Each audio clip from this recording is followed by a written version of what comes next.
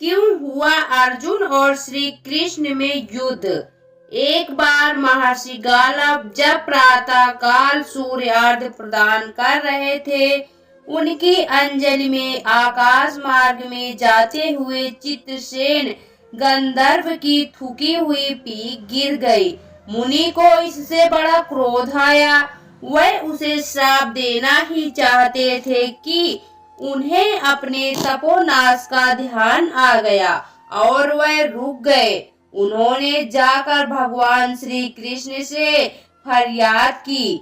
श्याम सुंदर तो ब्राह्मण देव ठहरे ही झट प्रतिज्ञा कर ली। 24 घंटे के भीतर चित्रसेन का वध कर देने की ऋषि को पूर्ण संतुष्टि करने के लिए उन्होंने माता देवकी तथा महर्षि के चरणों की शपथ ले ली। गालव जी अभी लौटे ही थे कि देवर्षि नारद बीड़ा झकारते पहुंच गए। भगवान ने उनका स्वागत आतिथ्य किया। शांत होने पर नारद जी ने कहा, प्रभु आप तो परम नंद कंद कहे जाते हैं। आपके दर्शन से लोग विषाद मुक्त हो जाते हैं, पर पता नहीं क्यों आज आपके मुख कमल पर विषाद की रेखा दिख रही है। इस पर श्याम सुंदर ने गालव जी के सारे प्रसंग को सुनाकर अपनी प्रतिज्ञा सुनाई। अब नारद जी को कैसा चैन आनंद आ गया। झटपट चले और पहुँचे चित्रसेन के पास। चित्रसेन भी उनके चरणों में गिर अपनी कुंडली आदि लाकर ग्रह दशा पूछने लगे। नारद जी ने कहा, अरे तुम अब यह सब क्या पूछ रहे हो। तुम्हारा अंतकाल निकट आ गया है। अपना कल्याण चाहते हो तो बस कुछ दान पुण्य कर लो। 24 घंटों में श्री कृष्ण ने तुम्हें मार डालने की प्रतिज्ञा कर ली है। अब तो बेचारा गंधर्व घबराया। वह इधर उधर दौड़ने लगा। वह ब्रह्मधाम, शिवपुरी, इंद्र, यम, वरुण सभी के लोकों में दौड़ता फिरा, पर किसी ने उसे अपने यहाँ ठहरने तक नहीं दिया। श्री कृष्ण से शत्रुता कौन उधार ले। अब बेचारा गंधर्वराज अपनी रोती पीटती स्त्रियों के साथ नारद जी की ही शरण में आया। नारद जी दयालु तो ठहरे ही, बोले, अच्छा यमुना तट पर चलो। वहां जाकर एक स्थान को दिखाकर कहा, आज आधी रात को यहाँ एक स्त्री आएगी। उस समय तुम ऊंचे स्वर में विलाप करते रहना। वह स्त्री तुम्हें बचा लेगी, पर ध्यान रखना जब तक वह तुम्हारे कष्ट दूर कर देने की प्रतिज्ञा न कर ले, तब तक तुम अपने कष्ट का कारण भूल कर भी मत बताना। नारद जी भी विचित्र ठहरे। एक ओर तो चित्रसेन को यह समझाया, दूसरी ओर पहुंच गए अर्जुन के महल में सुभद्रा के पास। उससे बोले, सुभद्रे आज का पर्व बड़ा ही महत्वपूर्ण है। आज आधी रात को यमुना स्नान करने तथा दीन की रक्षा करने से अक्षय पुण्य की प्राप्ति होगी। आधी रात को सुभद्रा अपनी एक दो सहेलियों के साथ यमुना स्नान को पहुंची। वहां उन्हें रोने की आवाज सुनाई पड़ी। नारद जी ने दीनों उद्धार का महात्म्य बतला ही रखा था। सुभद्रा ने सोचा, चलो अक्षय पुण्य लूट ही लूं। वह तुरंत उधर गई तो चित्रसेन रोता मिला। उन्होंने लाख पूछा, पर वह बिना प्रतिज्ञा के बतलाए ही नहीं। अंत में इनके प्रतिज्ञाबद्ध होने पर उसने स्थिति स्पष्ट की। अब तो यह सुनकर सुभद्रा बड़े धर्म संकट और असमंजस में पड़ गई।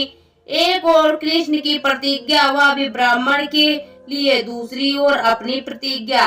अंत में शरणागत त्राण का निश्चय करके वह उसे अपने साथ ले गई। घर जाकर उन्होंने सारी परिस्थिति अर्जुन के सामने रखी। अर्जुन का चित्रसेन मित्र भी था। अर्जुन ने सुभद्रा को सांत्वना दी, कहा कि तुम्हारी प्रतिज्ञा अवश्य पूरी होगी।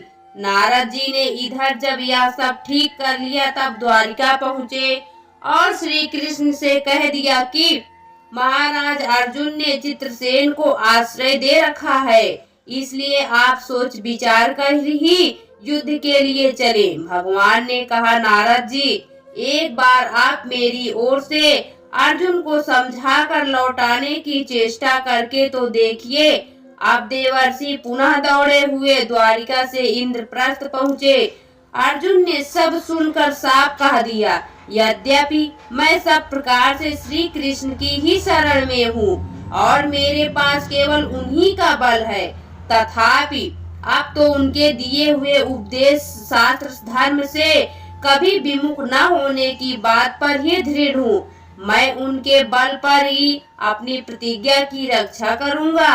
प्रतिज्ञा छोड़ने में तो वही समर्थ है। दौड़कर देवर्षि अब द्वारिका आए और ज्यों का त्यों अर्जुन का वृत्तांत कह सुनाया। अब क्या हो, युद्ध की तैयारी शुरू हुई। सभी यादव और पांडव रण क्षेत्र में पूरी सेना के साथ उपस्थित हुए। तुमुल युद्ध छिड़ गया। बड़ी घमासान लड़ाई हुई, पर कोई जीत न सका। अंत में श्री कृष्ण ने सुदर्शन चक्र छोड़ा, अर्जुन ने पाशुपात अस्त्र छोड़ दिया। प्रलय के लक्षण देखकर अर्जुन ने भगवान शंकर का स्मरण किया।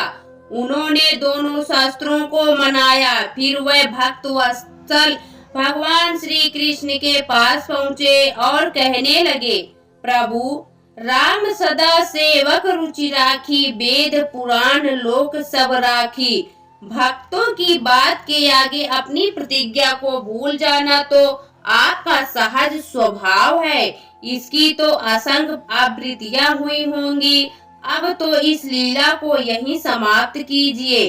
बाण समाप्त हो गए। प्रभु युद्ध से विरत हो गए। अर्जुन को गले लगाकर उन्होंने युद्ध श्रम से मुक्त किया। चित्रसेन को अभय किया।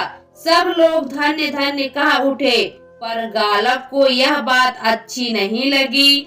उन्होंने कहा, यह तो अच्छा मजाक रहा। स्वच्छ हृदय के ऋषि बोल उठे, लो मैं अपनी शक्ति प्रकट करता हूँ। मैं कृष्ण अर्जुन सुभद्रा समेत चित्रसेन को जला डालता हूँ। पर बेचारे साधु ने ज्यों ही जल हाथ में लिया, सुभद्रा बोल उठी, मैं यदि कृष्ण की भक्त हूँ और अर्जुन के प्रति मेरा पतिव्रत पूर्ण हो तो यह जल ऋषि के हाथ से पृथ्वी पर न गिरे। ऐसा ही हुआ। गालव बड़े लज्जित हुए। उन्होंने प्रभु को नमस्कार किया और वे अपने स्थान पर लौट गए। तदंतर सभी अपने अपने स्थान को पधारे। दोस्तों, आपको यह पौराणिक कथा कैसी लगी कमेंट बॉक्स में जरूर बताएं। वीडियो को लाइक करें, शेयर करें और हमारे चैनल को सब्सक्राइब करना न भूलें। वीडियो देखने के लिए आपका बहुत बहुत धन्यवाद।